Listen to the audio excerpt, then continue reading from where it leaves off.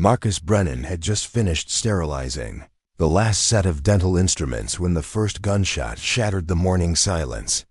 What happened next would expose a secret he'd carried for 15 years, one that would either save everyone in that clinic or destroy them all. Before we jump back in, tell us where you're tuning in from, and if this story touches you, make sure you're subscribed because tomorrow I've saved something extra special for you. The Aurora Dental Center sat quietly on Maple Street in Riverside, Colorado, its beige exterior blending seamlessly with the strip of medical offices that lined the block. At 8:47 a.m. on a Tuesday morning in October, most people walking by wouldn't give it a second glance. Inside, however, Marcus Brennan was already 3 hours into what should have been a routine workday. Marcus moved through the clinic with practiced efficiency, his 6-foot frame navigating between the dental chairs with the fluid motion of someone who'd done this countless times before. At 38, he'd been working as a dental assistant for over a decade, and Dr. Patricia Holbrook had come to rely on him completely. He prepared instruments, managed patient files, and handled the administrative side of things with a precision that made this small practice run like clockwork. What Dr. Holbrook didn't know, what nobody knew, was that before Marcus became the reliable, soft-spoken dental assistant they all trusted, he'd spent 8 years as a Marine Corps sniper with 3 tours in Afghanistan.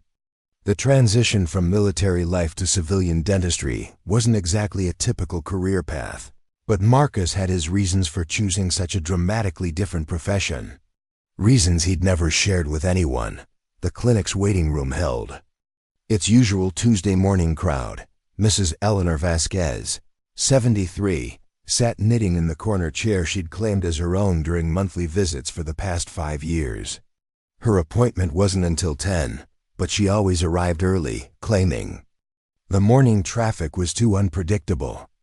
Across from her, 24-year-old Jake Morrison scrolled through his phone, occasionally wincing as he touched the left side of his jaw.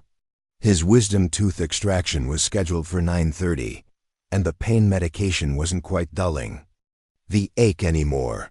Behind the reception desk, Samantha Ridge, the clinic's 26-year-old receptionist and office manager, fielded phone calls while simultaneously updating patient records on her computer.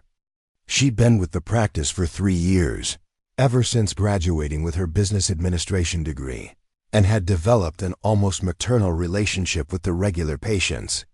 The desk phone rang constantly: insurance questions, appointment changes, the usual Tuesday chaos. Dr. Holbrook emerged from her private office carrying a steaming mug of coffee, her graying hair pulled back in its customary professional bun.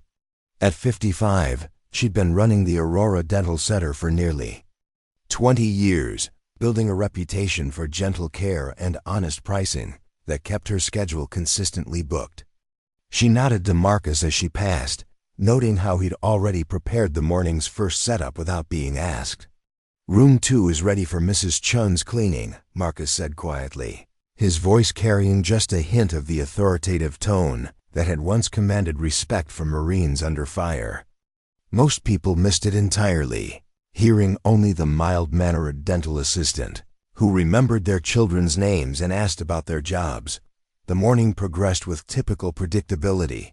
Mrs. Chun arrived for her 9 o'clock cleaning, chatting nervously about her daughter's upcoming wedding while Marcus efficiently handed Dr. Holbrook instruments and managed the suction device. The older woman had been coming to the clinic for 8 years, and her appointments always followed the same pattern: initial anxiety followed by relieved conversation once she realized the procedure wouldn't hurt. By 9:15, Marcus was resetting the room while Dr. Holbrook reviewed Jake Morrison's x-rays. The wisdom tooth extraction would be straightforward, though the young man's obvious anxiety meant they'd need to take extra time explaining each step. Marcus had become expert at reading patients' stress levels, a skill that served him well. In both his current job and his previous life, the phone at the reception desk had been unusually busy all morning.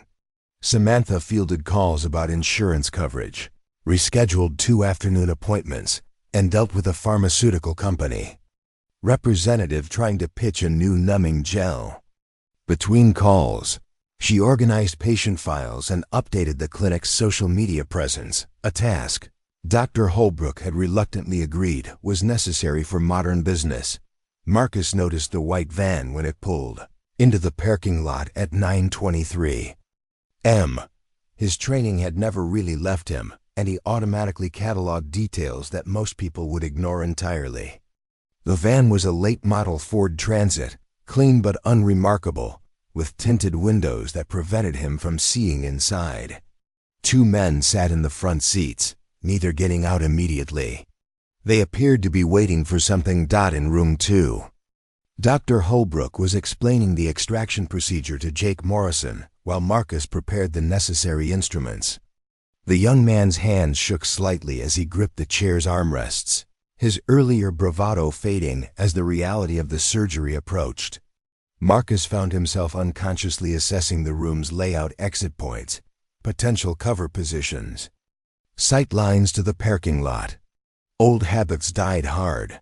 The van's occupants finally moved at 9:31 a.m.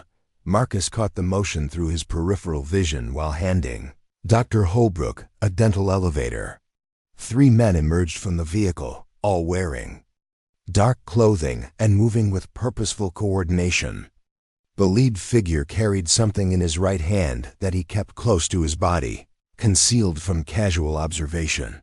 Marcus's pulse quickened, his body responding to threat indicators he'd been trained to recognize. The men's approach pattern wasn't random. They moved with tactical awareness, positioning themselves to control the clinic's main entrance while maintaining visual contact with each other. Their clothing was unremarkable but practical, chosen for mobility rather than appearance. "Marcus, could you adjust the light angle?" Dr. Holbrook's voice seemed to come from far away, though she stood less than 3 feet from him. He complied automatically, his hands steady despite the adrenaline beginning to course through his system. Through the window, he watched the 3 figures approach the clinic's front door. The lead man's concealed object became briefly visible, a compact submachine gun, probably a MAC-10 or similar. The other 2 carried handguns, held low but ready. In the waiting room, Mrs. Vasquez continued her knitting, unaware of the approaching danger. Samantha answered another phone call, her cheerful professional voice carrying clearly through the open doorway. Jake Morrison closed his eyes and tried to control his breathing. Focused entirely on his upcoming extraction, Marcus made his decision in the space of a heartbeat. 15 years of carefully maintained civilian life, of deliberate normalcy and hidden identity, crystallized into a single moment of clarity. The skills he'd spent over a decade suppressing suddenly became the most important tools he possessed. The front door's electronic chime sounded as the first gunman entered the clinic. Everything changed in that instant. The quiet Tuesday morning. Routine shattered like glass, replaced by a deadly reality that Marcus Brennan had hoped never to face again. But as the armed figures moved into the waiting room and Samantha's cheerful greeting died in her throat, Marcus realized that his carefully buried past was about to become the only thing standing between everyone in that clinic and disaster. The dental assistant disappeared. The Marine sniper emerged, and the real story was just beginning. The electronic door chime that had welcomed thousands of patients over the years now announced something far more sinister. Marcus watched through the doorway as the lead gunman stepped into the waiting room, his weapon no longer concealed.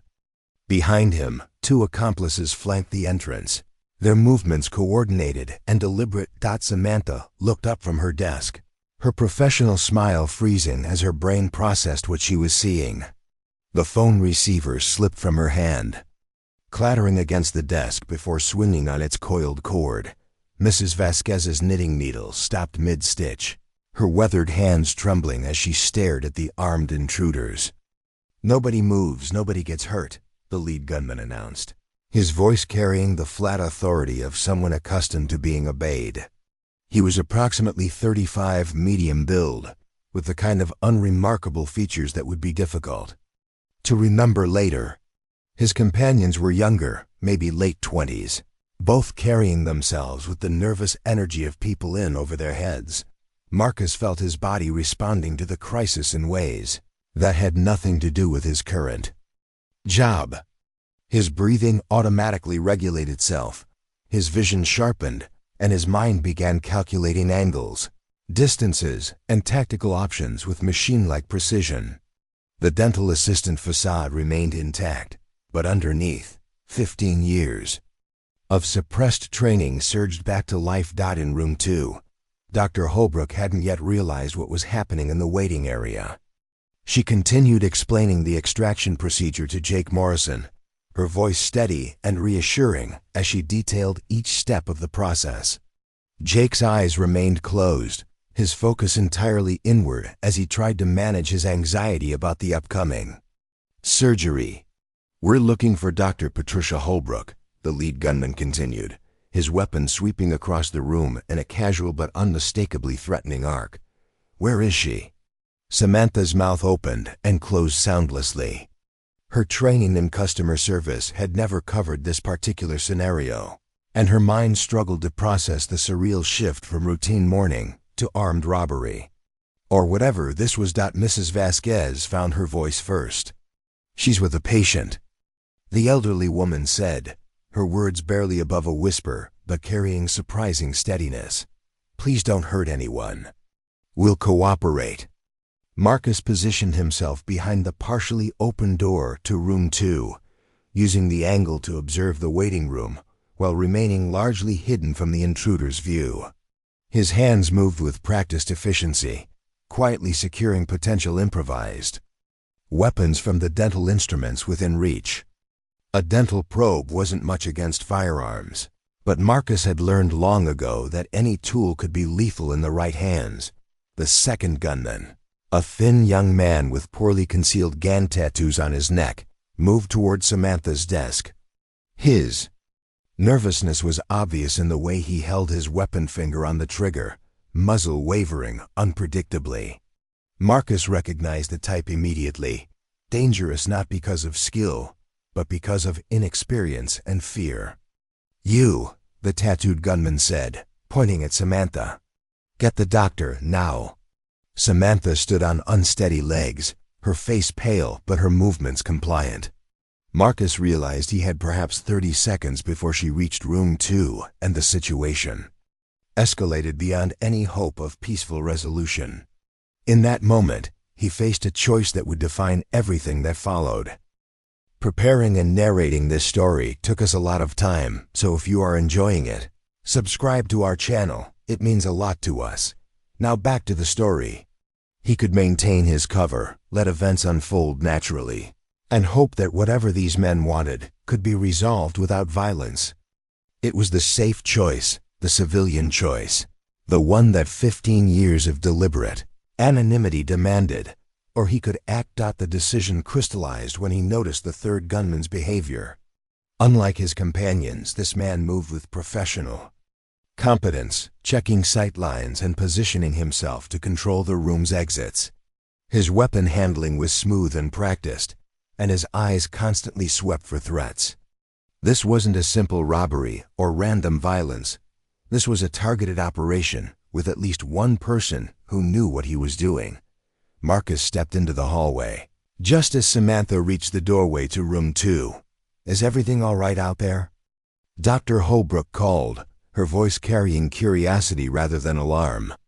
Inside the room, Jake Morrison opened his eyes at the sound of unusual activity. "Doctor," Samantha began, her voice cracking with strain. "There are some men here who want to. That's far enough," Marcus said quietly, his tone carrying a new quality that made Samantha stop immediately. She turned to look at him, confusion evident on her face. The mild-mannered dental assistant she knew had been replaced by someone else, entirely someone whose presence filled the narrow hallway with barely contained authority. The lead gunman heard Marcus's voice and moved toward the back of the clinic, his weapon raised. "Who else is back there?" he demanded. Marcus stepped into full view, his hands empty and visible. his posture non-threatening but somehow radiating controlled readiness. "Just the dental assistant," he replied calmly. "What do you want with Dr. Holbrook?" "That's not your concern," the professional gunman responded. Marcus noted the slight accent, Eastern European, possibly Russian. Everyone in the back room, now. Dr. Holbrook emerged from room 2, immediately grasping the severity of the situation. Her face went white, but her voice remained steady. "I'm Dr. Holbrook. What do you want?" Behind her, Jake Morrison appeared in the doorway, his post-operative anxiety replaced by stark terror as he took in the scene. His legs nearly buckled, but he managed to remain upright by gripping the doorframe. Dr. Patricia Holbrook, age 55, graduated from University of Colorado School of Dental Medicine in 1994, the lead gunman recited with mechanical precision. "You treated a patient named Viktor Kozlov in July of this year." Dr. Holbrook's confusion was genuine. "I don't remember that name specifically. I treat dozens of patients every month." "Emergency appointment," the Russian continued. "Gunshot wound to the jaw. You removed bullet fragments and performed reconstructive work. No questions asked, no police report filed." The color drained further from Dr. Holbrook's face as memory apparently returned. Marcus watched her expression change from confusion to recognition to horror. Whatever she'd done in July, she was now realizing the consequences. I help people," she stammered. "He was in pain. He said he'd been in an accident." Viktor Kozlov was wanted by federal authorities, the gunman explained with cold efficiency. "Your treatment allowed him to alter his appearance and evade capture. He's now dead, killed in a firefight with FBI agents last week. But before he died, he told us about the helpful dentist who asked no questions." Marcus processed this information rapidly. This wasn't a random attack, it was retaliation. These men weren't here to rob the clinic or demand money. They were here to eliminate a witness, to tie up loose ends in whatever criminal enterprise had gotten their associate killed. The tattooed gunman was becoming increasingly agitated, his weapon waving erratically as he watched the exits. "Can we just do this and get out of here?" he hissed to his companions. "This place is making me nervous." The third gunman, who had remained silent until now, finally spoke. "Secure the patients," he ordered in accented English. "No witnesses." The words carried a finality that made Marcus's decision inevitable. These weren't criminals planning to tie everyone up and disappear. They were executioners cleaning up after a botched operation, and everyone in the clinic had just been sentenced to death. Mrs. Vasquez seemed to understand what was happening before anyone else. The elderly woman's knitting fell from her lap as she slowly stood, her dignity intact despite the terror in her eyes. "Please," she said simply, "these people haven't done anything wrong." "Nothing personal," the Russian replied, raising his weapon toward her. Marcus moved, years of training condensed into a single fluid motion. He grabbed the dental probe from his pocket, a thin, sharp instrument designed for examining teeth, but equally effective at finding pressure points on the human body. His left hand swept the tattooed gunman's weapon aside, while his right drove the probe deep into the soft tissue just below the man's ear. The gunman dropped his weapon and collapsed, his nervous system overwhelmed by the precisely targeted strike. Marcus caught the falling pistol before it hit the ground, his muscle memory from thousands of hours of training taking control. The professional gunman spun toward Marcus, but the narrow hallway worked against him. Marcus was already moving, using Jake Morrison as unintentional cover while he closed the distance. The Russian fired once, the shot going wide and shattering a framed diploma on the wall. Marcus drove his shoulder into the gunman's midsection, carrying both of them into the waiting room in a controlled fall. They hit the floor hard, but Marcus had positioned himself to land on top. The Russian's weapon skittered across the linoleum, coming to rest under Mrs. Vasquez's chair. The third gunman, caught off guard by the sudden violence, hesitated just long enough for Marcus to roll away from his fallen opponent and come up in a crouch. The captured pistol came up smoothly, Marcus's aim instinctive and deadly accurate. "Drop it," Marcus commanded, his voice carrying the unmistakable authority of someone who had given such orders many times before. "Last warning." The remaining gunman looked at his unconscious companion, then at the professional lying motionless on the waiting room floor, then back at Marcus. Whatever he saw in the dental assistant's eyes made his decision for him. The weapon clattered to the floor. "Hands behind your head, on your knees," Marcus ordered, maintaining his aim while moving to secure the dropped weapons. His movements were economical and professional, clearing each firearm with practiced efficiency. Before placing them out of reach, Dr. Holbrook stared at her dental assistant as if seeing him for the first time. Samantha remained frozen behind her desk, her mind struggling to process what she'd just witnessed. Jake Morrison had sunk to the floor in the hallway, overwhelmed by the sudden shift from dental anxiety to life-threatening violence. Only Mrs. Vasquez seemed unsurprised by Marcus's transformation. The elderly woman calmly retrieved her knitting from the floor and resumed her seat, her needles clicking softly in the sudden silence. "You should call 911, Marcus said to Samantha, his voice returning to something closer to its usual gentle tone. "Tell them we have 3 suspects in custody and need police and ambulances." As Samantha reached for the phone with trembling hands, Marcus kept his weapon trained on the remaining conscious gunman while checking on his fallen opponents. The tattooed man was unconscious but breathing. The probe strike had been precisely calibrated to disable rather than kill. The Russian wasn't moving, but Marcus could see the rise and fall of his chest. He'd hit his head hard on the floor during their struggle. "Marcus," Dr. Holbrook said quietly, her voice filled with questions she didn't know how to ask. He looked at her, this woman who had employed him for over a decade without ever knowing who he really was. The secret he'd guarded so carefully was now exposed, his carefully constructed civilian identity shattered by 30 seconds of violence. "I used to be someone else," he said simply. "A long time ago." Outside, the sound of approaching sirens began to fill the morning air. The Aurora Dental Center would never be the same, and Marcus Brennan's quiet life as a dental assistant was about to become far more complicated, but everyone was alive. In the end, that was what mattered most. The first police cruiser arrived at the Aurora Dental Center within 4 minutes of Samantha's 911 call, its sirens cutting through the morning air like a blade.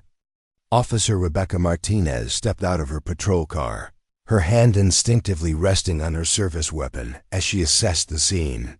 The white van in the parking lot immediately caught her attention, its doors hung open, and she could see what appeared to be additional weapons and equipment inside. Marcus maintained his position in the waiting room, the captured pistol held in a professional low-ready stance, while he kept watch over the surviving gunmen. The tattooed assailant remained unconscious on the floor, his breathing shallow but steady. The Russian hadn't moved since hitting his head during their struggle, and Marcus was beginning to worry about potential brain trauma. "This is Officer Martinez," Rebecca called from outside the clinic. "Is everyone secure in there?" "1 civilian with a firearm, 3 suspects down," Marcus responded, his voice carrying the clear, precise inflection of someone accustomed to tactical communications, no active threats. "We need medical attention for 2 suspects and trauma counseling for the civilians." Dr. Holbrook stared at her dental assistant, noting how naturally he fell into what was obviously familiar protocol. The man she'd known for over a decade had vanished, replaced by someone who spoke the language of law enforcement with native fluency. Officer Martinez entered cautiously, her weapon drawn but not aimed. She took in the scene quickly. Elderly woman knitting calmly in her chair, receptionist huddled behind her desk, dental assistant maintaining professional overwatch of 3 incapacitated suspects. It wasn't what she'd expected from a reported armed robbery. "Sir, I need you to place that weapon on the ground and step back," Martinez instructed. Following standard protocol, despite the obviously non-threatening situation, Marcus complied immediately, setting the pistol down and raising his hands. "Magazine has 14 rounds remaining, 1 in the chamber," he reported automatically. 2 additional weapons secured behind the reception desk, both cleared and safed. The casual precision of his weapon status report made Officer Martinez pause. Civilians didn't typically know how to provide such information, and they certainly didn't use terminology like cleared and safed. "What's your name, sir?" she asked while maintaining her position near the entrance. "Marcus Brennan. I work here as a dental assistant." He paused, then added with visible reluctance, "Former United States Marine Corps, discharged 15 years ago."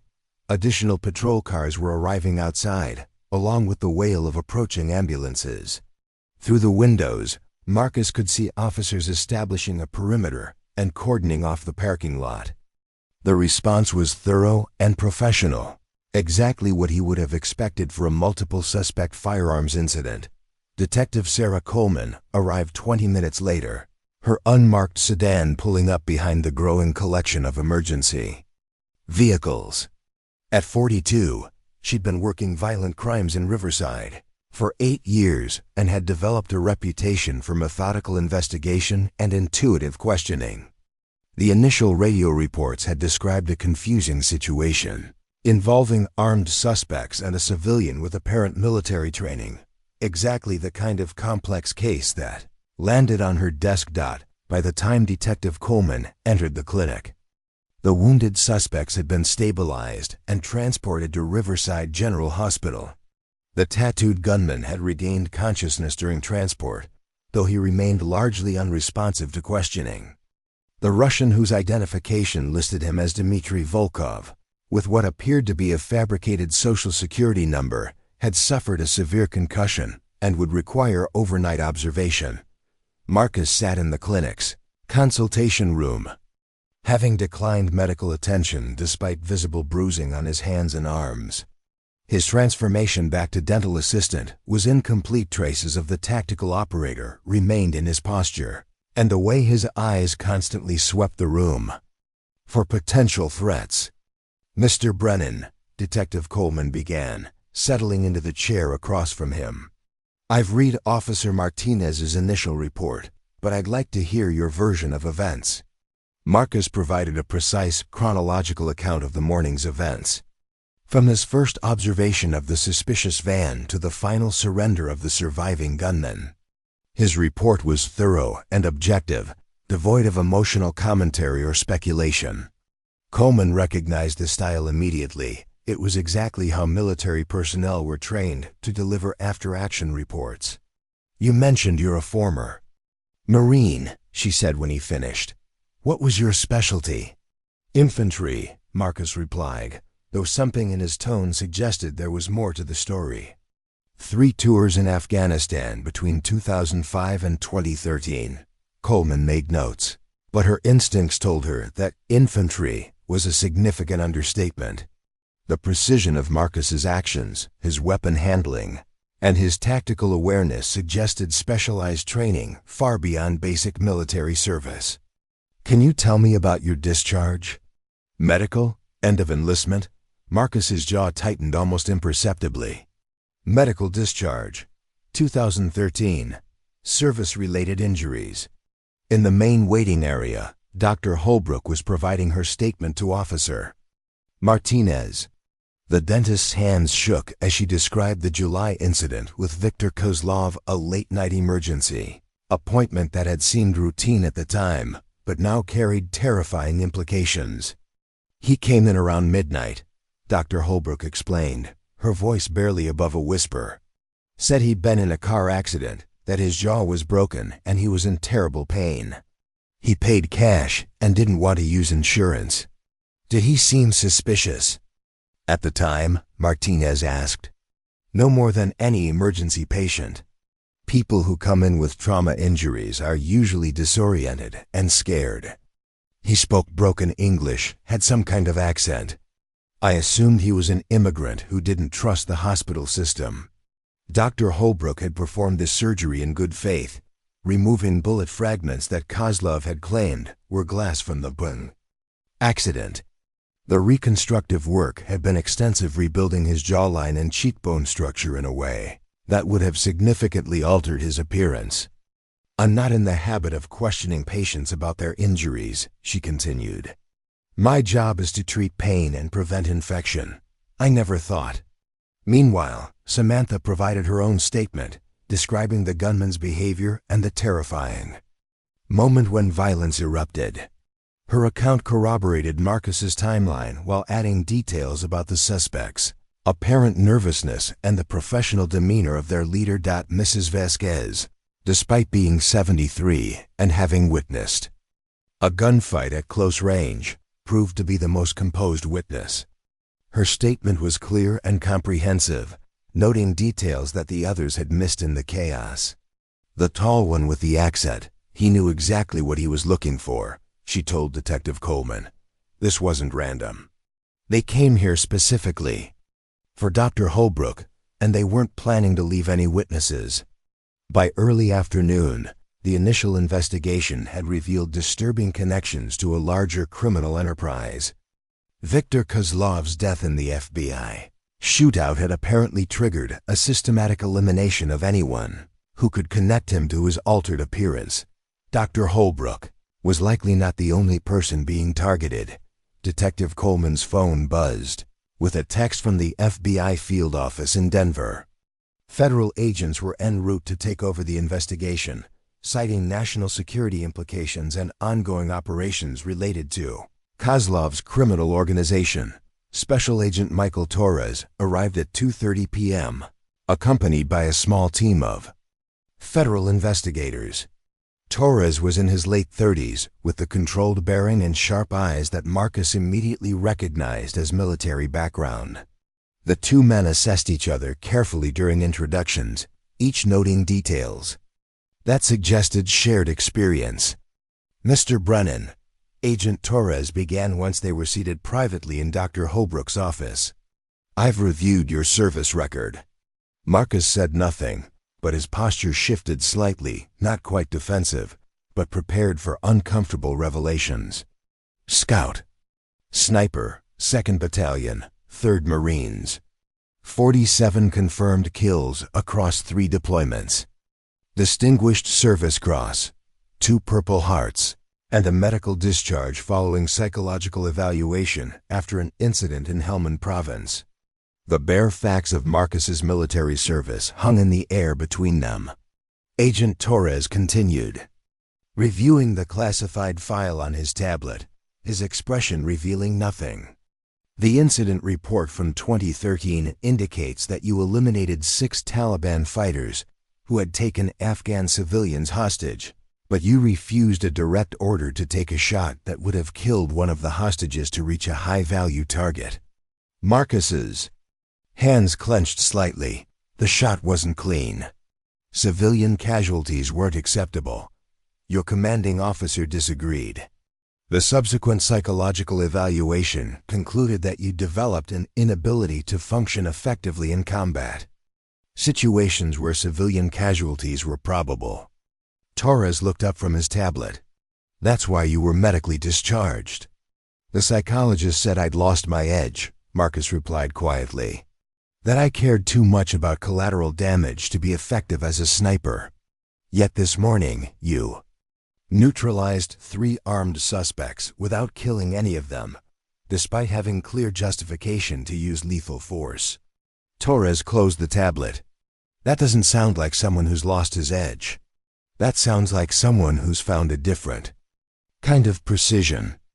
Outside the office, the federal team was conducting interviews with everyone present during the incident. Dr. Holbrook learned that Viktor Kozlov had been a money launderer for a Russian organized crime syndicate, using his altered appearance to move freely through financial institutions while transferring millions in illegal proceeds. The 3 gunmen were part of a cleanup crew sent to eliminate anyone who could connect Kozlov to his post-surgery appearance. Database analysis had revealed at least 6 other potential targets across 3 states' medical professionals who had treated members of the organization without asking questions. Agent Torres returned to Marcus with a proposition that would change everything once again. "We need someone with your particular skills," Torres explained. "This organization has been on our radar for years, but they're extremely careful about operational security. Your encounter today has given us our first real break." "I'm not interested in going back to that life," Marcus said firmly. "I'm not asking you to go back to war," Torres replied. "I'm asking you to help us prevent more incidents like this one. These people targeted innocent civilians, Dr. Holbrook, Mrs. Vasquez, everyone who works here. They're going to keep eliminating witnesses until we stop them."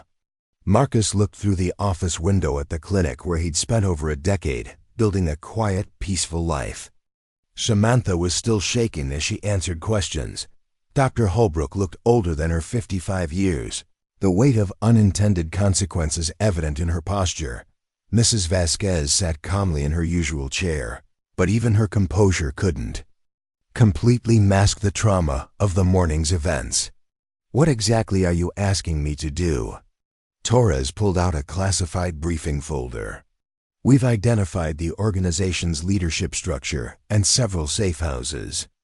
They're planning to accelerate their cleanup operations. More teams, more targets, more innocent people who happen to be in the wrong place at the wrong time."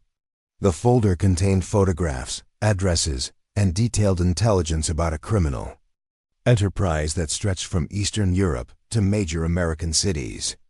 Marcus recognized the type of operation: immediately sophisticated, well-funded, and utterly ruthless in protecting their interests. "You want me to go after them," Marcus said, stating rather than asking. "I want you to help us go after them. Officially, as a federal consultant. With full legal authority and proper oversight." Torres leaned forward. "These people brought violence into your workplace, threatened your colleagues, and planned to murder innocent civilians. You have a chance to make sure that never happens again." Marcus closed the folder and looked out at the clinic one more time. His secret was exposed, his quiet life disrupted, and everything he'd built over 15 years had changed, irrevocably in the space of 30 minutes. But everyone was alive. Dr. Holbrook was safe. Samantha would recover from her trauma. Mrs. Vasquez would keep coming for her monthly appointments. Jake Morrison would get his wisdom tooth extracted once the crime scene was cleared. The choice between his old life and his new one had been made for him by 3 gunmen with a van full of weapons. Now the only question was how to move forward. "I'll need to give notice at the clinic," Marcus said finally.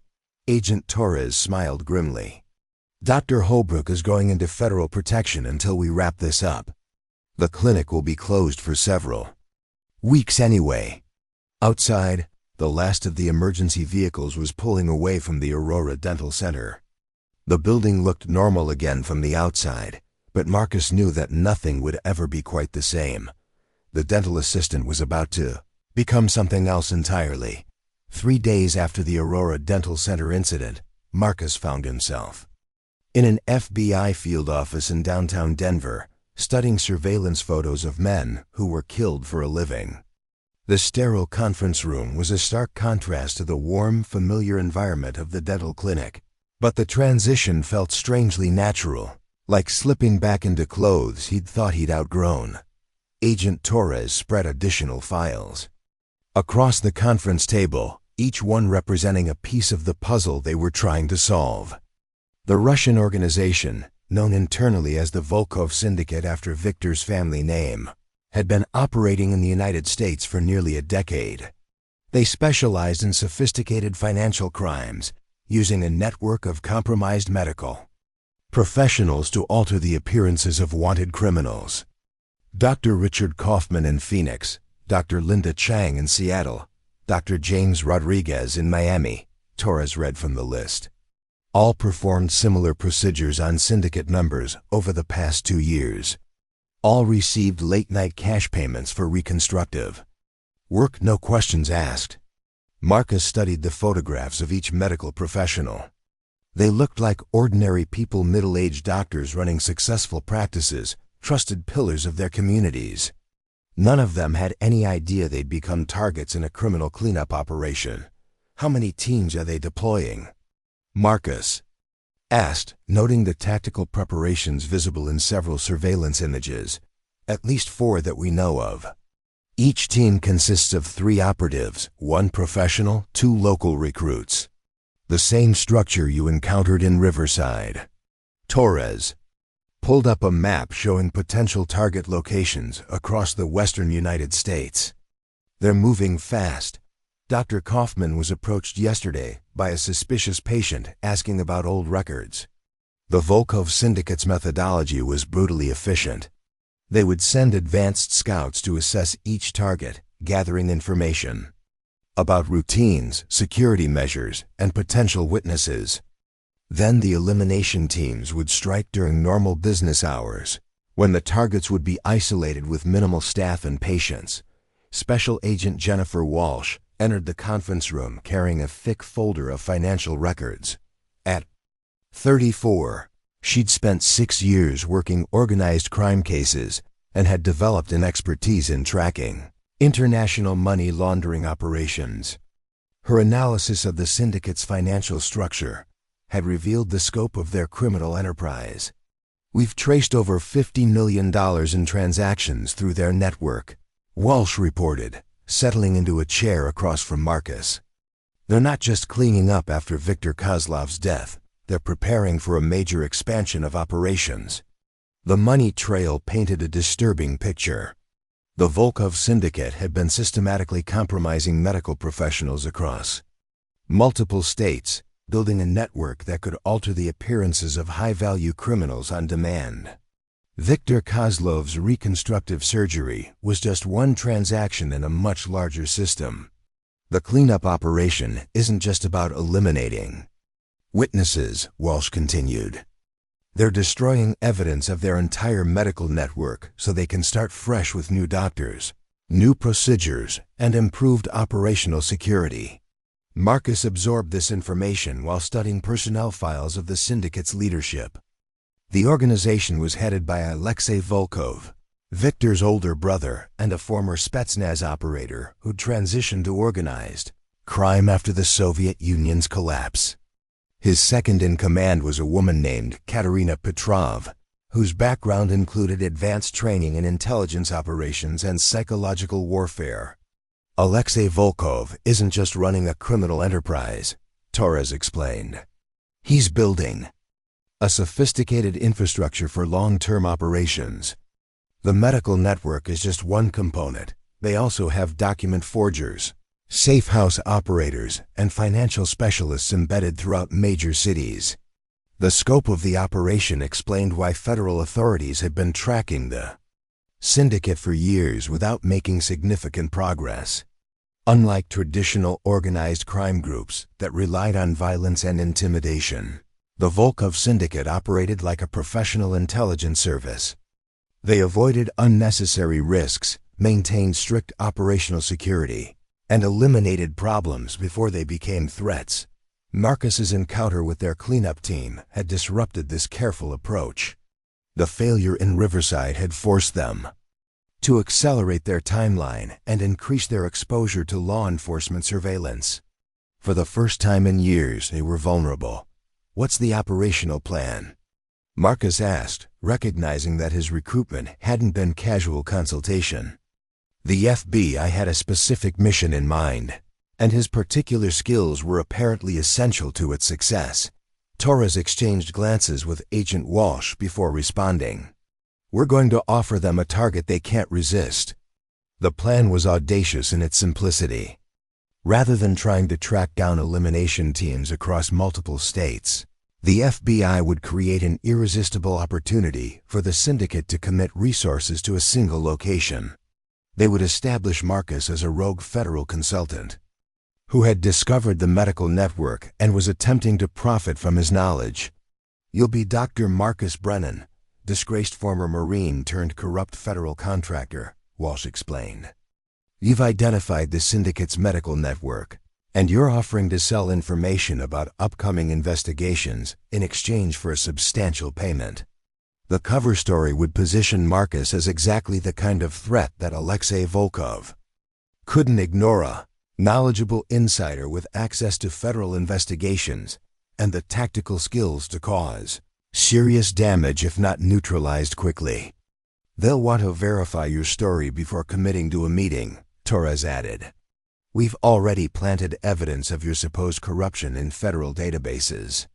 Disciplinary actions, financial irregularities, the kind of red flags that would explain why a decorated Marine might turn criminal.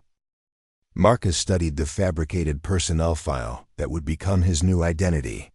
The psychological profile was particularly detailed: a former sniper suffering from PTSD and financial difficulties, who had gradually compromised his principles while working as a federal consultant. It was plausible enough to pass scrutiny while explaining his specialized knowledge. "Where's the meeting?" Marcus asked. "Las Vegas, neutral territory where the syndicate has minimal infrastructure but plenty of operational flexibility." Walsh pulled up architectural plans of a downtown hotel and casino complex. "They'll choose the specific location, but we'll have assets positioned throughout the area." The timeline was aggressive. Marcus would make initial contact within 48 hours, with the actual meeting scheduled for the following week. Federal agents were already deploying to Las Vegas, establishing surveillance positions and coordinating with local law enforcement. Marcus spent the remainder of the day reviewing intelligence files and familiarizing himself with the syndicate's operational methods. The Volkov organization was sophisticated, but they had patterns and preferences that could be exploited. Their leadership was cautious but not paranoid, professional but not immune to strategic manipulation. The following morning brought disturbing news from Phoenix. Dr. Richard Kaufman had been found dead in his office, apparently the victim of a robbery that had left his expensive equipment untouched, while stealing only patient records and computer files. The cleanup operation was accelerating faster than anyone had anticipated. "They're not waiting for intelligence gathering anymore," Torres reported grimly. "They're hitting targets as soon as they can identify them." The urgency transformed Marcus's timeline from days to hours. If the syndicate was eliminating witnesses immediately upon contact, Dr. Chang in Seattle and Dr. Rodriguez in Miami might have less than 24 hours to live. Marcus made his decision with the same decisive clarity he'd once applied to impossible shots across Afghan mountains. Set up the meeting today. Within 6 hours, Marcus was aboard a federal flight to Las Vegas, carrying identification that listed him as a private security consultant with a history of questionable associations. His cover story was supported by months of fabricated evidence, financial records showing mounting debts, performance evaluations indicating declining reliability, and communication logs suggesting contact with criminal organizations. The initial approach was made through encrypted channels that the FBI had been monitoring for months. Marcus's message was simple and direct. He had information about federal investigations targeting the syndicate's medical network, and he was prepared to sell that intelligence to the highest bidder. The response came within 2 hours, a single word transmitted through a secure messaging application: "Interested." Subsequent communications established the framework for a meeting. The syndicate's representatives would verify Marcus's identity and credentials before committing to any transaction. If his information proved valuable, they were prepared to pay substantial sums for ongoing intelligence about federal operations. Marcus arrived in Las Vegas as the sun set behind the mountains, painting the desert city in shades of gold and crimson. The hotel where he'd been instructed to wait was one of the older establishments on the Strip, elegant, but not ostentatious, with enough foot traffic to provide cover, but sufficient privacy for discreet conversations. His room was on the 10th floor, overlooking the glittering expanse of the city. Marcus positioned himself near the window, using the reflection in the glass to monitor the hallway while maintaining visual contact with potential approach routes. Old habits from another life, but habits that might keep him alive in the next. Few hours after the contact call came at 9:30 p.m., a woman's voice, speaking accented English with the precise diction of someone highly educated. "Mr. Brennan, you have something we might find valuable. I have detailed information about federal investigations targeting your medical operations," Marcus replied, following the script that Agent Torres had developed. Specific names, dates, and operational timelines. Such information would indeed be valuable, if authentic. There was a pause, filled with the subtle sounds of background conversation. "Are you prepared to provide verification of your credentials?" "I'm prepared to provide enough verification to demonstrate my value. Complete disclosure comes after we discuss compensation." Another pause, longer this time. Marcus could hear muffled conversation in what sounded like Russian, though he couldn't make out specific words. "Room 2247, 20 minutes. Come alone. And bring documentation supporting your claims." The line went dead. Marcus checked his equipment, one final time-concealed recording devices, GPS tracker, and the modified smartphone that would allow FBI surveillance teams to monitor his location and communications. He was walking into a controlled trap, but he'd done that before in environments far more dangerous than a Las Vegas hotel room. The elevator ride to the 22nd floor felt longer than it should have. Marcus used the time to center himself mentally, falling back on breathing techniques and mental preparation routines that had served him well in Afghanistan. The man who stepped off the elevator wasn't quite the dental assistant from Riverside. But he wasn't entirely the Marine sniper either. He was something new, combining the best qualities of both identities. Room 2247 was at the end of a carpeted hallway decorated with abstract art and soft lighting. Marcus knocked once and waited, noting the subtle sound of multiple occupants moving inside.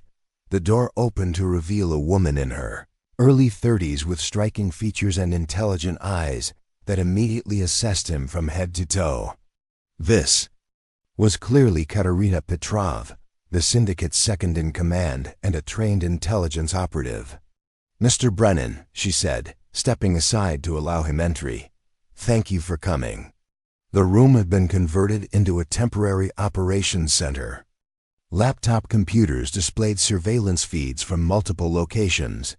Communication equipment provided encrypted contact with other teams, and several men with obvious military backgrounds positioned themselves strategically around the space. Marcus was about to discover just how sophisticated his opponents really were. The hotel room's atmosphere was charged with the kind of tension that preceded either successful negotiations or sudden violence. Marcus stepped inside, immediately cataloging the positions of four armed men while maintaining the casual demeanor of someone accustomed to dealing with dangerous people. Katerina Petrov closed the door behind him with deliberate precision, her movement suggesting years of training in situations exactly like this one. "Your reputation precedes you, Mr. Brennan," Katerina said, gesturing toward a chair positioned in the center of the room. The placement was strategic, surrounded by her operatives but far enough from any potential cover to prevent sudden defensive moves. Former Marine Scout sniper, recent federal consultant, and according to our research, a man with increasingly flexible ethical standards. Marcus settled into the offered chair, projecting the confident calm of someone who had nothing to hide, while privately noting the sophisticated intelligence gathering that had preceded this meeting. The syndicate had clearly done extensive background research on his fabricated identity. "Flexibility is a survival trait in my line of work," Marcus replied, allowing a slight edge to enter his voice. "Rigid morality doesn't pay the bills or cover medical expenses for service-related injuries." Katerina moved to one of the laptop computers, her fingers dancing across the keyboard with practiced efficiency.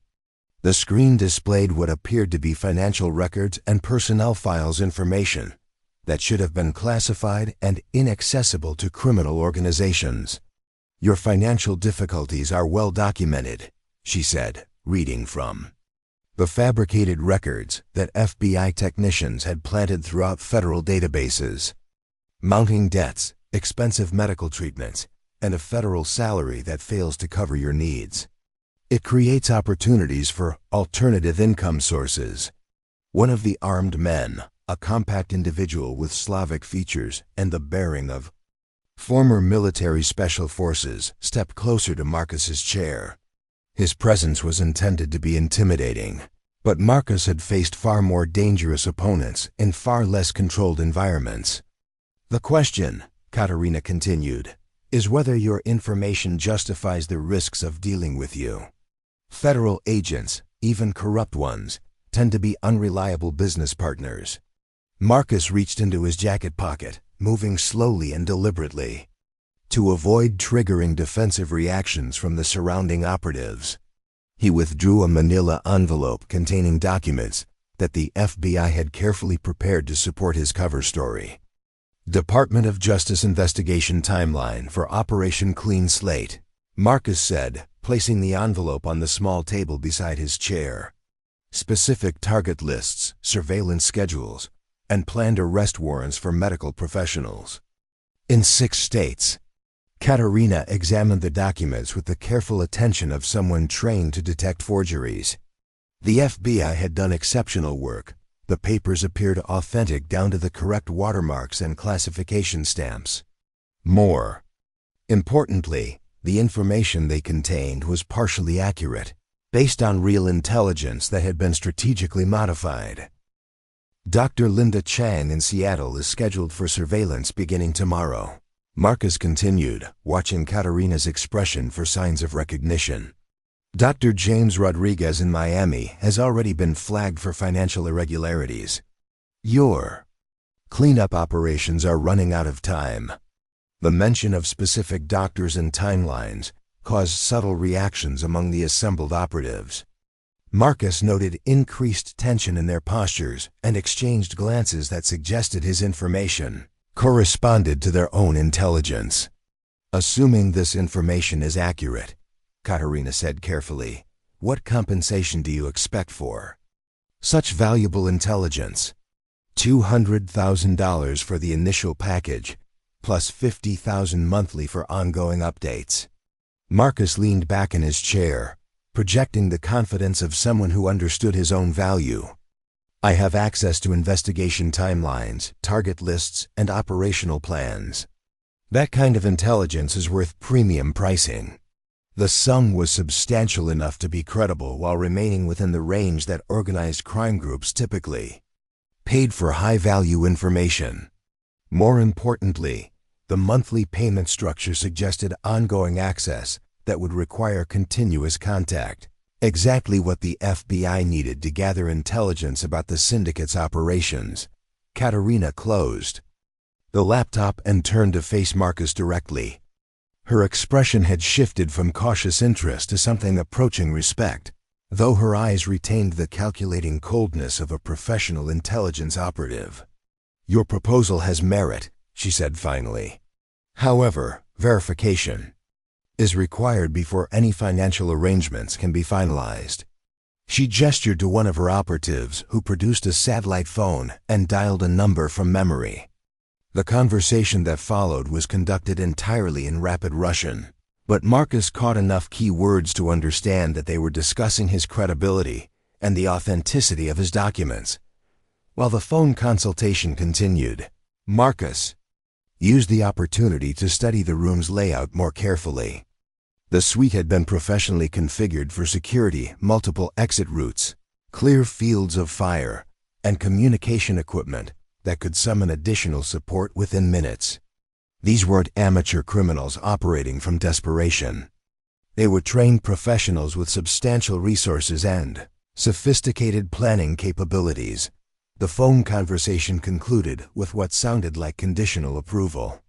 Katerina ended the call and returned her attention to Marcus, her expression now showing the slight relaxation that indicated successful negotiations. Our research confirms several elements of your background and current access, she said. Dr. Chang in Seattle did indeed receive an unusual patient inquiry yesterday. Someone asking about old records and cash payment procedures. Your timeline appears accurate. Marcus allowed himself a small smile while privately noting that the syndicate's intelligence network was even more sophisticated than FBI estimates had suggested. They had real-time surveillance capabilities and could verify information within hours rather than days. Verification works both ways, Marcus said. I need assurance that my information will be used discreetly and that future payments will be reliable. I'm not interested in burning my federal access for a single transaction. Katerina nodded approvingly. Professional caution is appreciated. We prefer long-term relationships with reliable sources.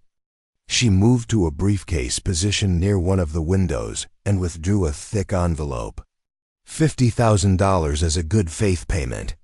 The remainder will be transferred upon confirmation that Dr. Chang's surveillance has been successfully avoided.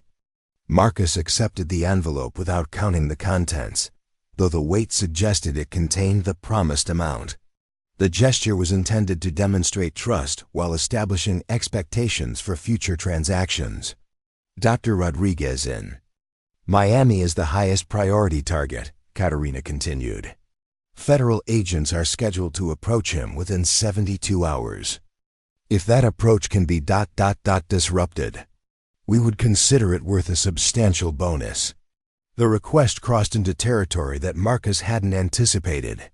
Rather than simply providing intelligence, they were asking him to actively interfere with federal operations. It was a logical escalation, but one that created significant complications for his undercover role. Disruption is possible, Marcus said carefully, but it increases the risk exposure substantially. That kind of direct interference requires additional compensation. Name your price. $100,000 for active operational interference. And I'll need advance notice of your cleanup timeline to ensure I can provide adequate coverage. Katerina's smile carried genuine appreciation for his apparent mercenary pragmatism. You understand the business aspects quite clearly, Mr. Brennan. The negotiation concluded with agreements for ongoing intelligence sharing and active interference in federal operations. Marcus would provide advance warning of investigations while selectively disrupting law enforcement activities that threaten syndicate operations. In exchange, he would receive substantial monthly payments and bonus compensation for high-value services. As the meeting wound down, one of the armed operatives approached Marcus with a sophisticated communication device, encrypted smartphone, loaded with specialized software for secure messaging. Direct contact with our operations center, the man explained in accented English. Updates, requests, emergency communications. Response time typically under 1 hour. Marcus pocketed the device while noting its weight and apparent build quality. The syndicate's technical capabilities extended far beyond simple criminal communications. They were using military-grade encryption and probably had dedicated technical support staff. One final matter, Katerina said as Marcus prepared to leave. Your background includes extensive combat experience and specialized tactical training. We occasionally have requirements for such skills that extend beyond intelligence gathering. The implication was clear. They were evaluating him for potential recruitment into more direct operational roles. Marcus nodded noncommittally while recognizing that his cover identity had opened doors into the syndicate's inner workings faster than anyone had anticipated. I'm interested in profitable opportunities, he replied, assuming the compensation matches the risk level. As Marcus left the hotel suite, he carried with him more than just cash and communication equipment. The evening's negotiations had provided unprecedented insight into the Volkov syndicate structure, capabilities, and immediate operational plans. More importantly, he'd established credible access to their leadership while positioning himself for deeper infiltration. The elevator ride to the ground floor gave him time to process what he'd learned.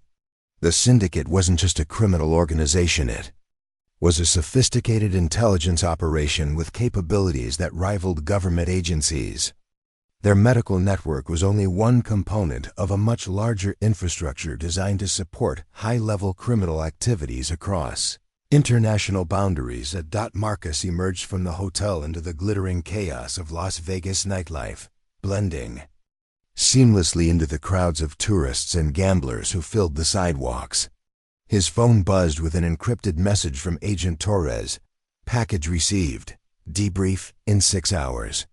The FBI surveillance teams had successfully monitored the entire meeting through Marcus's concealed recording equipment. Every word of conversation, every detail about the syndicate's operations, and every indication of their future plans had been captured for analysis. But as Marcus walked through the neon-lit streets toward his extraction point, he couldn't shake the feeling that he'd crossed a line that might be difficult to uncross. The Volkov Syndicate had accepted him not just as a source of intelligence, but as a potential operational asset. They trusted him because they believed he'd abandoned his principles in favor of financial gain. The dangerous part wasn't that they were wrong about his motivations, it was that they weren't entirely wrong about his capabilities. Marcus Brennan, the dental assistant, could never have negotiated with professional criminals and emerged with their respect and trust. But Marcus Brennan, the Marine sniper, the man who'd spent years making impossible shots in impossible circumstances, could adapt to any environment and become whatever the mission required. The question that would haunt him in the coming days was simple.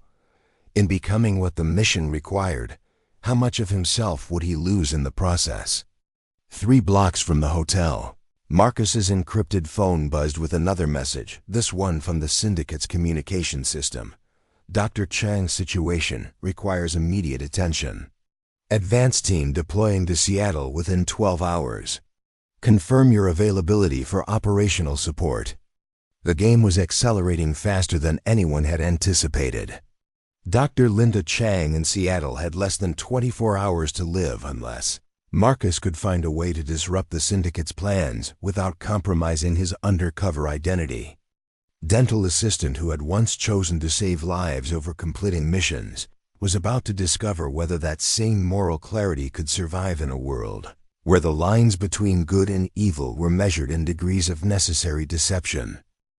The FBI Seattle field office operated from a nondescript building in the Capitol Hill district, its windows reflecting the gray morning sky that seemed permanently fixed over the Pacific Northwest. Marcus arrived at 6:47 a.m., having taken a red-eye flight from Las Vegas that left him functioning on 3 hours of sleep and enough caffeine to fuel a small aircraft. Special Agent Diana Foster met him in the building's lobby, her expression grim as she escorted him through security checkpoints and into a conference room lined with surveillance monitors.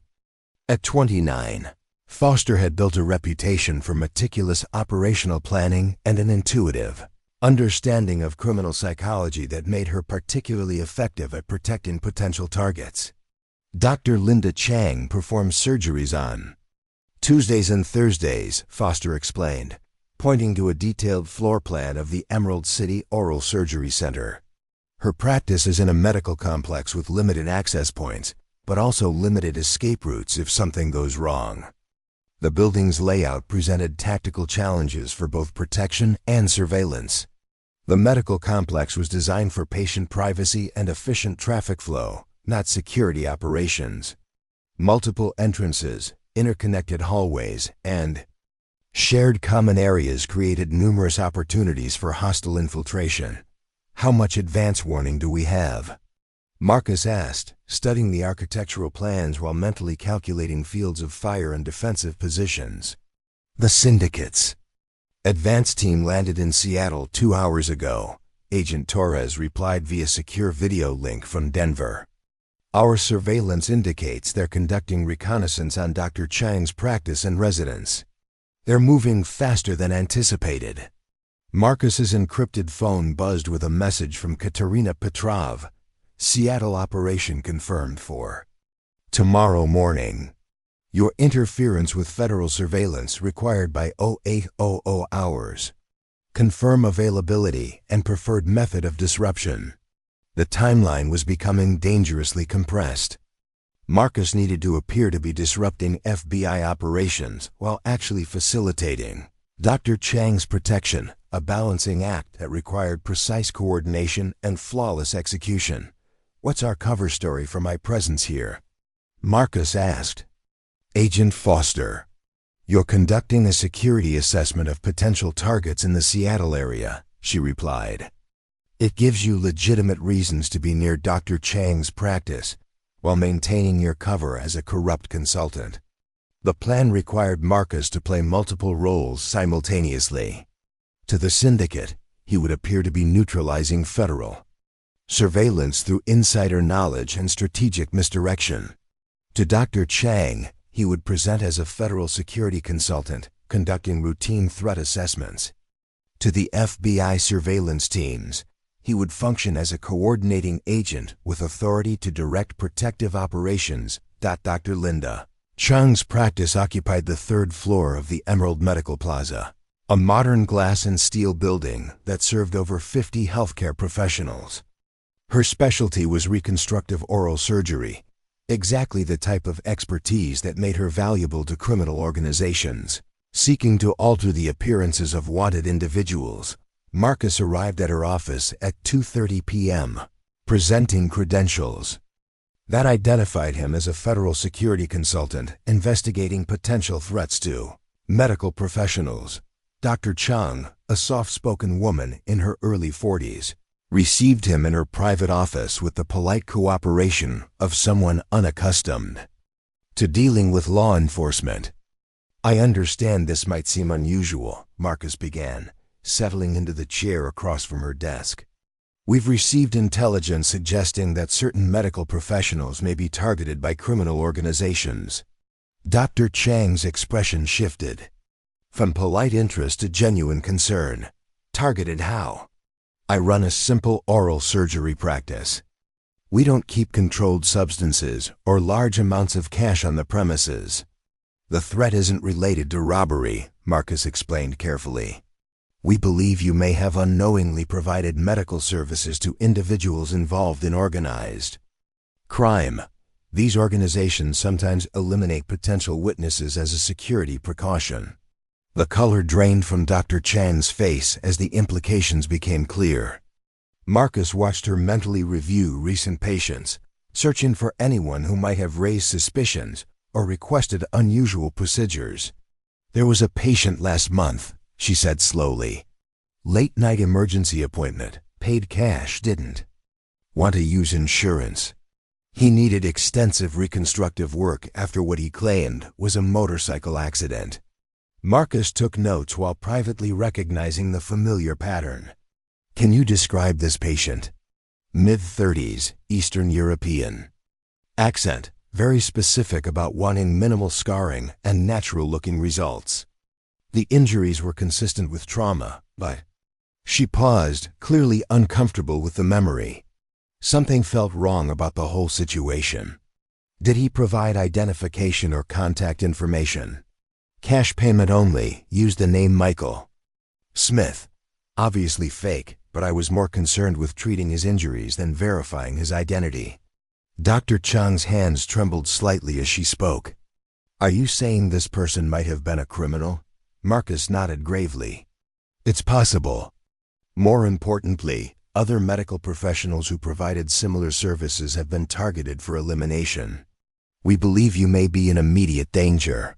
The conversation continued for another 20 minutes, with Marcus gathering details about the patient while establishing the framework for Dr. Chang's protection. She would continue her normal schedule while federal agents maintained discreet surveillance, ready to intervene if threats materialized. As Marcus prepared to leave, Dr. Chang asked the question he'd been expecting. "What should I do if I see suspicious activity around my practice?" "Continue your normal routine, but report anything unusual immediately," Marcus replied, providing her with a secure phone number that would connect directly to Agent Foster's surveillance team. "Most importantly, don't attempt to handle any threats yourself. These people are professionals." Marcus's encrypted phone buzzed again as he left the medical building. Federal surveillance confirmed around target location. Disruption required within 6 hours to ensure operational success. Payment bonus available for immediate action. The message created the precise dilemma that Marcus had anticipated. To maintain his cover, he needed to appear to neutralize FBI surveillance operations. But those same operations were essential for protecting Dr. Chang from the elimination team that was already positioning itself for tomorrow's attack. Agent Foster's surveillance team had established observation posts in 3 locations around the medical complex. Their positioning was professional but not invisible to trained observers, exactly what Marcus needed to maintain credibility with the syndicate while ensuring adequate protection for Dr. Chang. At 4:15 p.m., Marcus initiated what appeared to be a sophisticated counter-surveillance operation. He approached the FBI observation post in the parking garage across from the medical building, presenting himself to the agents as a federal security consultant conducting threat assessments. "I need you to relocate your surveillance position," Marcus told the surprised agents, showing credentials that identified him as a contractor with authority over protective operations. "We've received intelligence suggesting hostile observation of your current location." The agents complied with his instructions, moving their surveillance equipment to a new position that provided better concealment while maintaining visual contact with the medical building. To outside observers, it would appear that federal surveillance had been successfully neutralized through insider intelligence. Marcus repeated this process with the other surveillance teams, ostensibly disrupting their operations while actually improving their tactical positioning. Each relocation was accompanied by detailed briefings about potential threats and enhanced communication protocols. By 6 p.m., Marcus had successfully disrupted all visible FBI surveillance while actually strengthening the protective network around Dr. Chang. His actions would satisfy the syndicate's requirements while ensuring that tomorrow's elimination attempt would face coordinated federal resistance. His encrypted phone confirmed successful completion of the mission. Surveillance disruption verified. Federal assets repositioned. Payment bonus approved. Standby for tomorrow's operational support requirements. The syndicate's confidence in Marcus's abilities was growing, but so were their expectations for his involvement in increasingly dangerous activities. Tomorrow's operation wouldn't just require intelligence gathering, it would demand active participation in what the syndicate believed was a successful assassination. Marcus spent the evening in a downtown Seattle hotel, reviewing surveillance footage that Agent Foster's teams had gathered throughout the day. The syndicate's advance team consisted of the same 3-person structure they'd used in Riverside. One professional operator with 2 local recruits who displayed obvious nervousness about their assignment. The professional was a woman in her early 30s with military bearing and the kind of situational awareness that suggested extensive training in urban operations.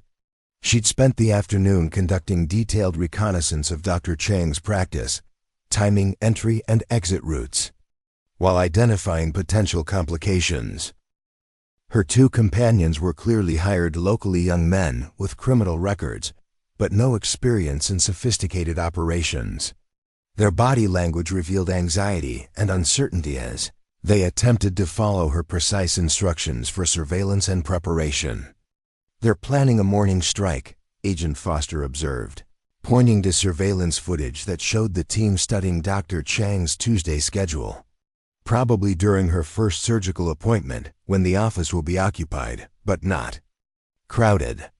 The syndicate's methodology was becoming predictable, which created opportunities for federal intervention.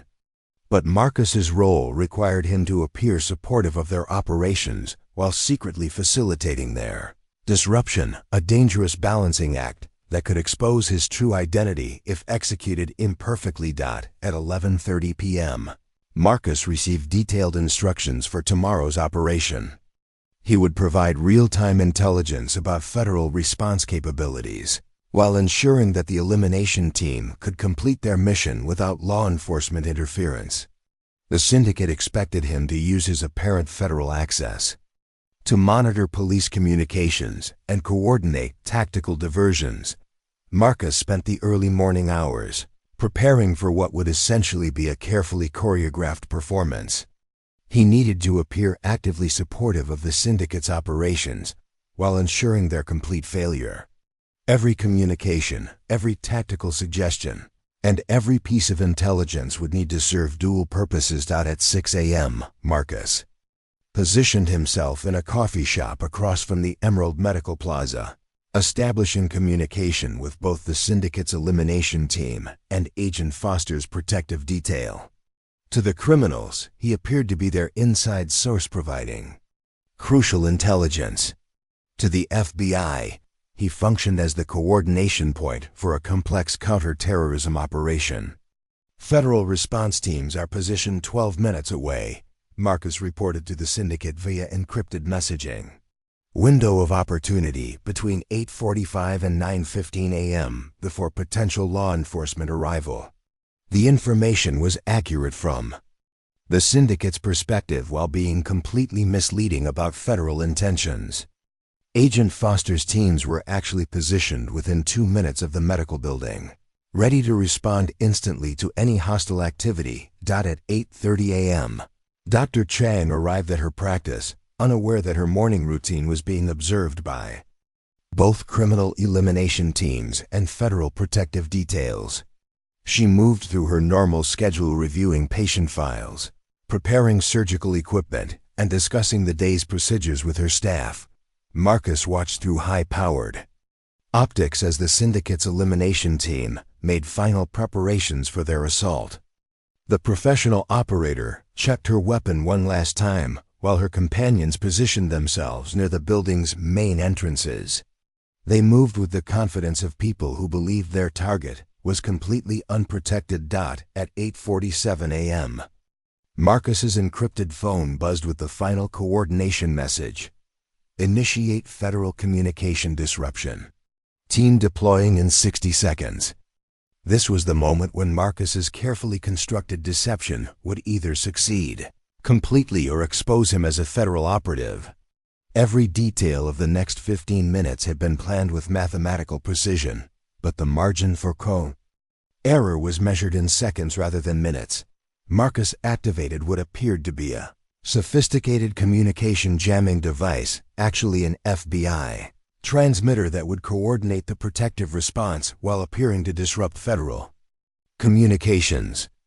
To the syndicate, it would seem that their inside source had successfully neutralized law enforcement capabilities at the crucial moment. The elimination team began their approach to the medical building, confident that they had a 12-minute window to complete their mission without federal interference. They had no idea that their every movement was being tracked by surveillance teams who were waiting for them to commit to criminal action before intervening. Marcus watched through his optics as the three figures entered the Emerald Medical Plaza, weapons concealed but ready for immediate use. In 90 seconds, they would discover that their carefully planned assassination had become a carefully planned trap. The dental assistant, who had once refused to take shots that might harm innocent civilians, was about to orchestrate one of them most sophisticated counter-terrorism operations in FBI history. The elimination team entered the Emerald Medical Plaza at exactly 8:49 a.m., their movements coordinated and purposeful as they advanced toward Dr. Chang's third-floor practice. Marcus watched from his observation post across the street, simultaneously tracking their progress through building security cameras while maintaining encrypted communication with both the syndicate and FBI tactical teams. Targets have entered the building, Marcus reported to Agent Foster via secure channel. Professional operator leading, 2 auxiliaries following standard breach protocol. Estimated 90 seconds to target engagement. The professional operator identified through FBI databases as Elena Vasquez, former Russian military intelligence with suspected involvement in at least 6 international assassinations. through the building's lobby with practiced efficiency. Her companions, recruited locally through criminal contacts, struggled to match her fluid precision as they approached the elevator banks. Marcus's encrypted phone buzzed with a message from the syndicate's command center. Confirm federal response status. The team requires immediate notification of any law enforcement presence. All federal assets repositioned as requested, Marcus replied, maintaining the deception that had positioned him as their inside source. Communication monitoring indicates no active law enforcement operations in the target area. The response was technically accurate. FBI agents weren't conducting operations in the area because they were already positioned throughout the building, waiting for the elimination team to commit criminal acts that would justify their arrest. On the third floor, Dr. Chang was reviewing pre-operative instructions with her first patient of the day, a routine wisdom tooth extraction that had been deliberately scheduled to provide cover for the FBI operation.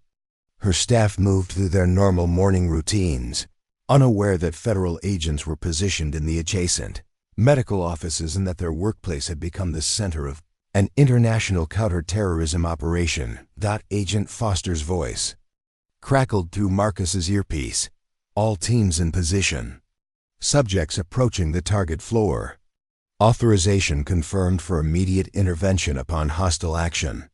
Elena Vasquez emerged from the elevator onto the third floor, her weapon concealed beneath a professional blazer that allowed for quick access while maintaining the appearance of a legitimate medical visitor. Her reconnaissance from the previous day had provided detailed knowledge of the floor's layout, including Dr. Chang's office location and potential escape routes. Marcus tracked her movement through security cameras while simultaneously monitoring the positions of FBI agents concealed throughout the medical complex. The coordination required split-second timing. Too early, and the syndicate would escape prosecution. Too late, and innocent civilians could be harmed. Target acquiring position outside Dr. Chang's office. Marcus reported to the FBI tactical team. 2 auxiliaries establishing perimeter control at elevator banks and stairwell access. The elimination team's deployment followed textbook assassination protocols, designed to isolate the target while preventing civilian interference or unexpected complications. Elena positioned herself outside Dr. Chang's office door, checking her weapon one final time before initiating what she believed would be a routine execution. Marcus's phone buzzed. Again. Initiate final federal communication disruption. Team commencing operation in 30 seconds. This was the crucial moment when Marcus's deception would either achieve complete success or catastrophically expose his true identity. He activated the device that the syndicate believed was jamming federal communications while actually transmitting the final authorization codes for FBI intervention. Execute, execute, execute. Agent Foster's voice transmitted simultaneously to tactical teams positioned throughout the building. Elena Vasquez reached for Dr. Chang's office door handle at precisely the same moment that FBI agents emerged from concealment in multiple locations. The hallway erupted in coordinated law enforcement activity as agents moved to surround the elimination team with overwhelming force. Federal agents, drop your weapons immediately. Elena's training took over as she spun away from the door, her weapon appearing in her hands with practiced fluidity. But her tactical position had been compromised by Marcus's intelligence, and she found herself facing prepared federal agents rather than surprised civilians. The firefight lasted less than 15 seconds. Elena managed 3 shots before being taken down by coordinated fire from FBI tactical specialists. Her rounds went wide, striking walls and ceiling fixtures instead of human targets. The 2 auxiliary criminals surrendered immediately, overwhelmed by the sudden appearance of heavily armed federal agents. Marcus monitored the engagement through building security systems while maintaining his observation post across the street.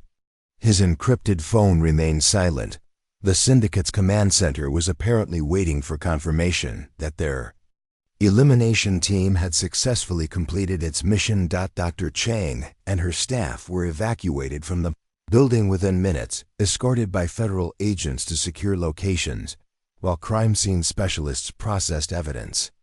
The elderly patient scheduled for wisdom tooth extraction was particularly confused by the sudden transition from dental anxiety to federal witness protection. All subjects secured, Agent Foster reported to Marcus via secure channel. Elena Vasquez in critical condition, 2 auxiliaries in custody and cooperative, building cleared of all threats. Marcus's role in the operation was far from complete. To maintain his cover with the syndicate, he needed to appear equally surprised by the FBI's successful intervention while providing explanations that would preserve his credibility as an inside source. His encrypted phone finally buzzed with an urgent message from the syndicate. Communication lost with Seattle team. Require immediate intelligence about federal response. Confirm status of operation. Massive federal response deployed, Marcus replied, crafting his response to suggest that overwhelming law enforcement resources had somehow overcome his efforts. To provide tactical support. Multiple agencies involved. Operation appears compromised from external intelligence sources.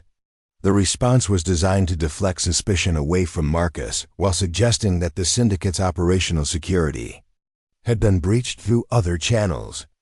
Criminal organizations were always paranoid about internal security, making them susceptible to explanations that pointed toward external threats rather than insider betrayal. Within 2 hours, Marcus was aboard a federal aircraft returning to Denver, carrying with him intelligence that would dismantle the Volkov syndicate's entire North American operation. Elena Vasquez's capture had provided access to encrypted communication systems, financial networks, and operational plans that revealed the full scope of their criminal enterprise. Agent Torres met Marcus at the Denver field office with updates that confirmed the operation's complete success. Elena Vasquez is cooperating in exchange for medical treatment and reduced sentencing. She's provided detailed information about syndicate leadership, operational methods, and planned targets. Throughout the western United States, the intelligence bonanza exceeded FBI expectations. Elena's cooperation revealed not just the medical network that had been targeting doctors, but money laundering operations, document forgery systems, and safe house networks that supported a wide range of criminal activities. What about Alexei Volkov and Katerina Petrov? Marcus asked, settling into a chair across from Agent Torres's desk. Arrested in Las Vegas 6 hours ago. Your surveillance recordings from the hotel meeting provided sufficient evidence for federal charges, and Elena's testimony will ensure conviction. Torres smiled grimly. The entire leadership structure is either dead, captured, or fleeing the country. Marcus's infiltration had achieved results that years of traditional investigation had failed to accomplish. By presenting himself as a corrupt federal consultant, he'd gained access to the syndicate's inner workings while positioning himself to coordinate their systematic destruction. The remaining challenge was determining what came next for Marcus Brennan.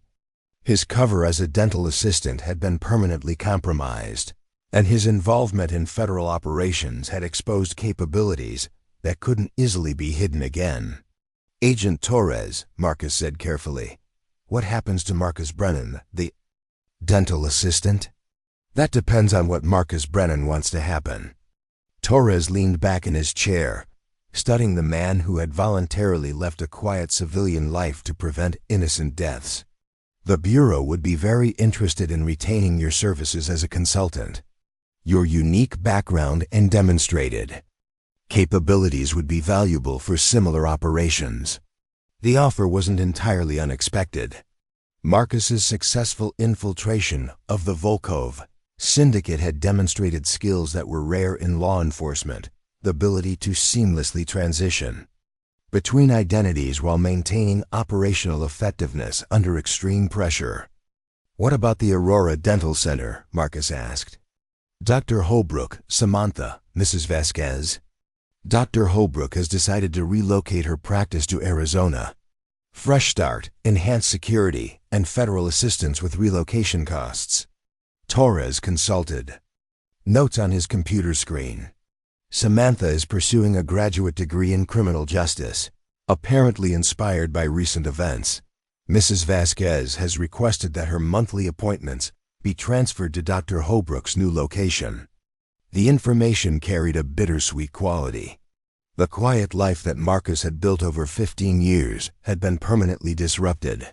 But the people he'd protected were safe and moving forward with their lives. 3 weeks later, Marcus stood in the empty Aurora Dental Center, looking at rooms that had once represented stability and normalcy. The building was being converted to general office space, its identity as a dental practice ending with Dr. Holbrook's departure. Agent Foster found him there, carrying a folder containing his new assignment briefing. "The Bureau has identified a human trafficking operation that uses medical professionals to provide care for victims while maintaining their concealment. The infiltration would require someone with medical knowledge and tactical capabilities." Marcus accepted the folder without opening it. He understood that his transition from dental assistant to federal operative was complete, but the decision to continue felt less like career advancement than like accepting responsibility for capabilities he couldn't ignore. "Will there be opportunities to help people?" he asked, echoing concerns that had shaped his entire adult life. "Every operation will be focused on protecting innocent civilians from criminal exploitation," Foster replied. "The work is dangerous, and the identities are temporary, but the mission is always about saving lives." Marcus opened the briefing folder and began reading about his next assignment. The man who had once been a Marine sniper, then a dental assistant, was about to become someone else entirely. But the core principle that had guided every transformation remained unchanged: the willingness to sacrifice personal comfort to protect innocent people from those who would harm them. 6 months later, a new dental assistant named David Chun began working at a practice in Portland, Oregon. His colleagues found him competent and reliable, though occasionally they noticed an unusual awareness in his demeanor and a kung fu precision in his movements that seemed inconsistent with civilian medical training. Mrs. Eleanor Vasquez, now receiving care at Dr. Holbrook's new practice in Tucson, often spoke fondly of her former dental assistant. She never mentioned her suspicion that Marcus Brennan had been far more than he appeared, or her certainty that somewhere in the country he was continuing to protect people who would never know his name. The quiet heroes, she reflected while working on her eternal knitting project, were often the most effective precisely because they remained hidden. Marcus Brennan had taught her that the most profound courage wasn't found in dramatic gestures, but in the willingness to quietly become whatever the moment required. In Portland, David Chun prepared instruments for another routine day of dental procedures, listening to the familiar sounds of a medical practice while remaining alert for dangers that most people could never imagine. His secret was different now, but his purpose remained exactly the same. Some people saved lives with scalpels and sutures.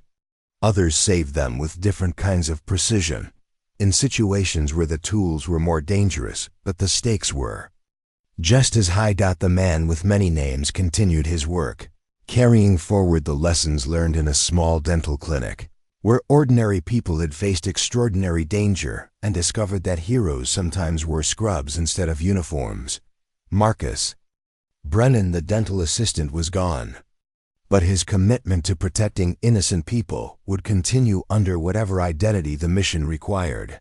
For as long as there were threats that needed to be stopped and lives that needed to be saved, the Aurora Dental Center had been just the beginning. 2 years after the Volkov Syndicate's destruction, Marcus found himself reviewing case files in a secure federal facility outside Quantico, Virginia.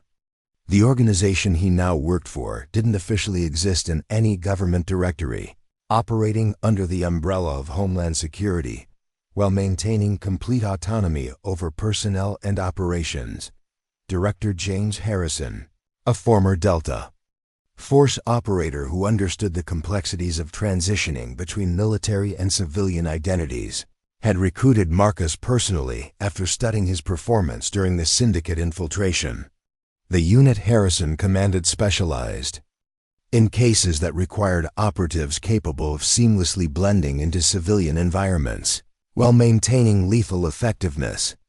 The Portland assignment exceeded all expectations, Harrison said during Marcus's quarterly evaluation. Your infiltration of the trafficking network resulted in 87 rescued victims and the arrest of 43 perpetrators across 6 states. Marcus's time as David Chen, the dental assistant in Portland, had provided perfect cover for investigating a sophisticated human trafficking operation that used dental offices as waypoints for moving victims between cities. His medical knowledge and tactical background had proven invaluable for understanding both the victims' physical conditions and the criminals' operational methods.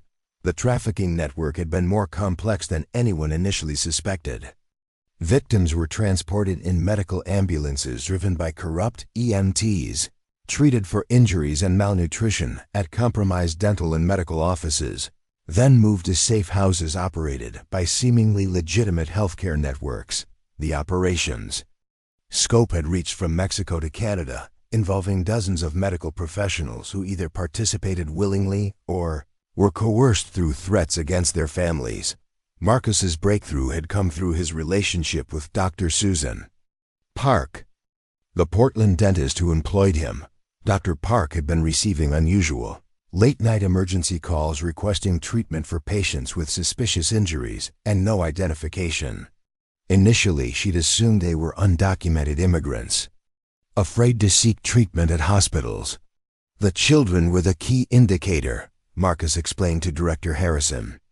Multiple young patients with identical dental work that suggested they'd been held in the same location for extended periods. The pattern was too consistent to be coincidental.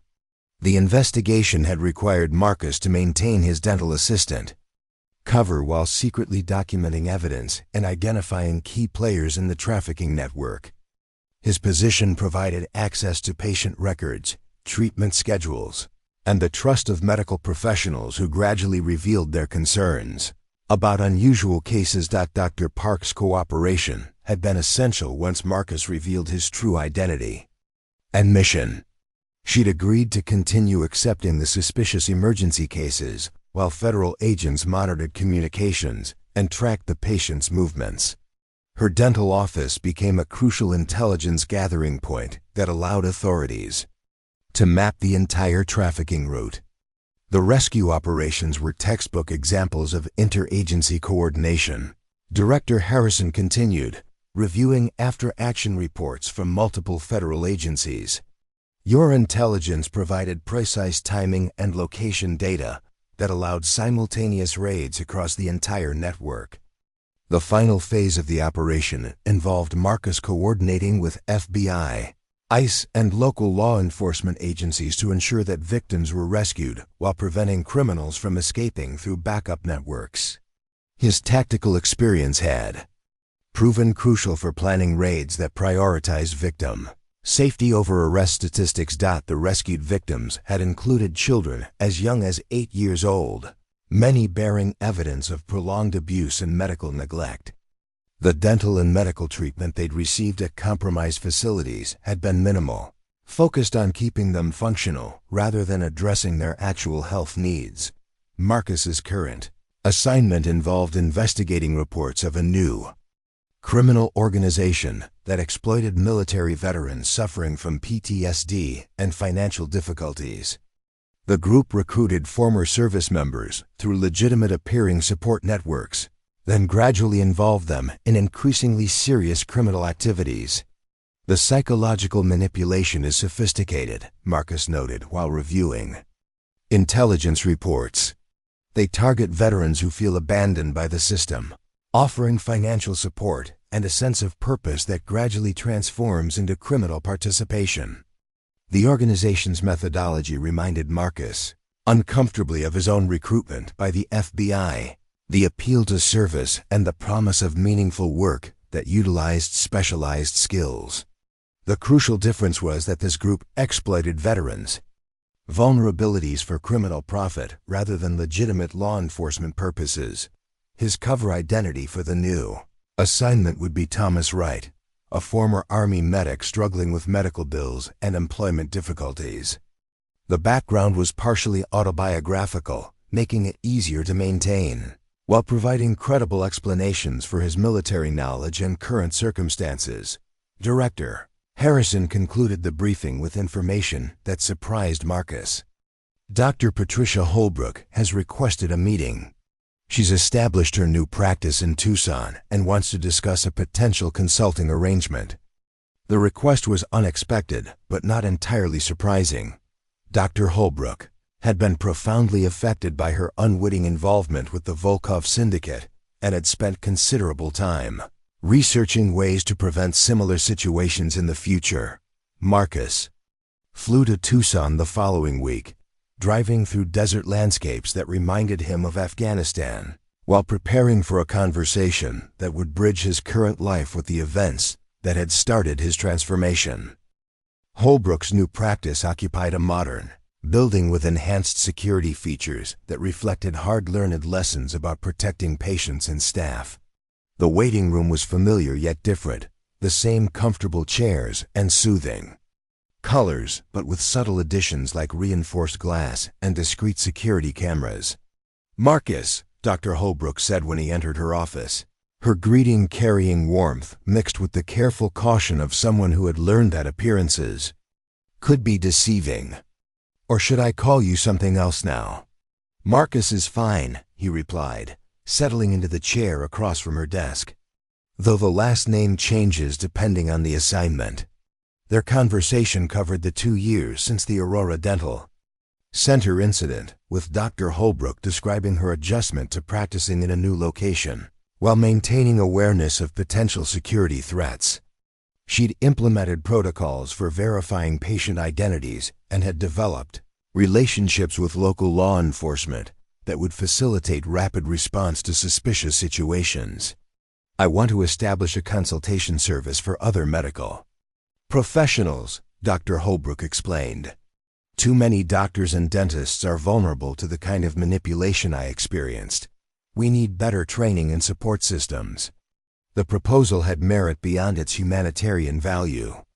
A network of security-conscious medical professionals could provide early warning about criminal organizations attempting to exploit healthcare systems. Marcus recognized the intelligence-gathering potential while appreciating Dr. Holbrook's desire to prevent other professionals from experiencing similar trauma.